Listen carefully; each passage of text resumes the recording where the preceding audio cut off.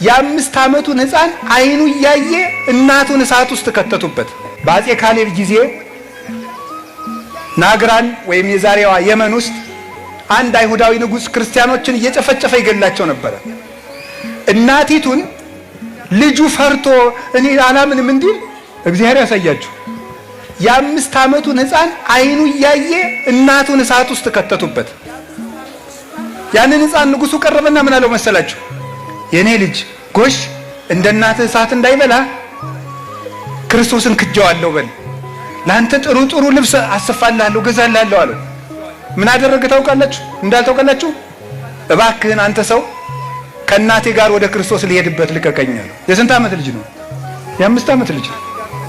እምቢ ብሎ ቢጨብጠው እጁን ነክሶት፣ የልጅ ጉልበቱ ምንድነው? ጥርስ ነው።